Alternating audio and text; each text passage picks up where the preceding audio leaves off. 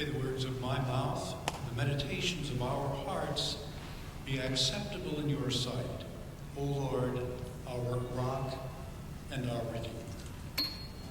Amen.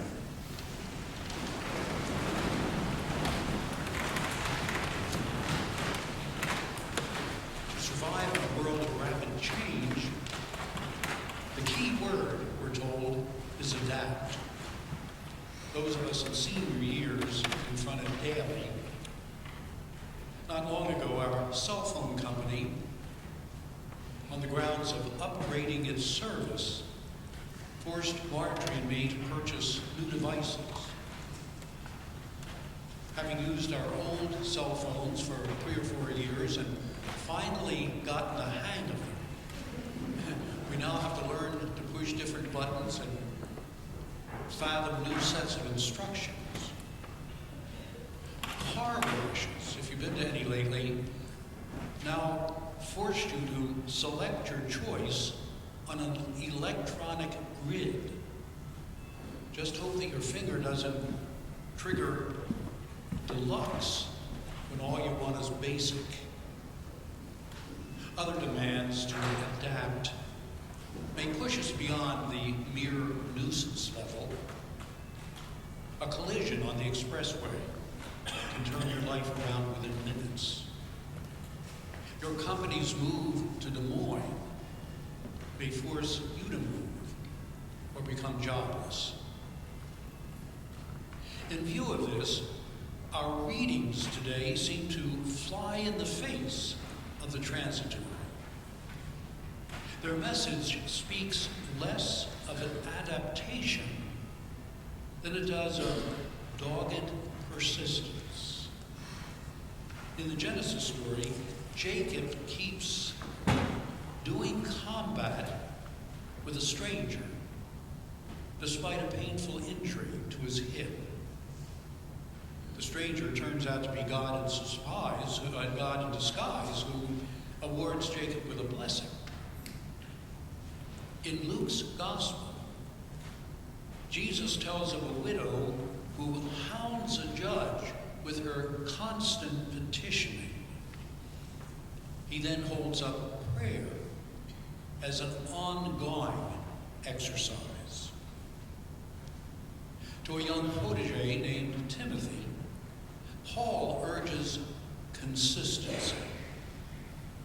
Proclaim the message always, in times favorable and unfavorable. Instead of changing behavior to meet new conditions, we're told to stick to our guns, persevere. Try telling that to the cell phone company. Though perhaps not dealing with changes as rapid as in the 21st century, ancient people encountered fluctuations. Combatants could suffer injuries, putting them suddenly off kilter. Widows could be made destitute by the whims of despotic judges. Young evangelists in the early church could quickly become discouraged when their fervent messages fell upon deaf ears. Through the Genesis author, through the Christ, and through young Timothy's mentor, God says to the faithful, persist. Don't alter your course at the first discouragements. And with Jacob, the widow, and Timothy, the doggedness won the day. At least we assume that Timothy's efforts paid off. For you and me, God provides anchors to keep us from floundering. From the late essayist and novelist Walter Wink, a practicing Methodist, came a statement that I found encouraging. Defining a Christian novel as opposed to a secular one, he said it needs to present a redemptive conclusion. It need not abound in biblical phrases or in excessive pietisms, but it must lead up to a positive resolution. No matter how many pitfalls a story includes, it must move to an uplifting outcome. And what Walter Wink says about novel writing applies to our journey through life. Manifold pitfalls confront you and me. There's no denying it.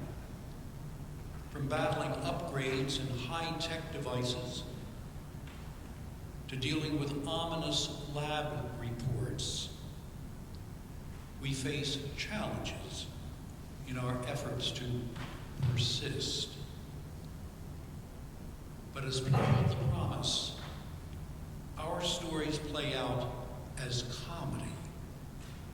Not comedy as in a barrel of laughs, but comedy as in a triumphant finale. Because of Calvary and what followed, we know the Almighty's in charge. And whatever bumps we encounter, we'll wind up in league with the Holy One. Along with the saints, we'll be working with God to bring the divine realm to earth. And that stands as a bedrock reliable.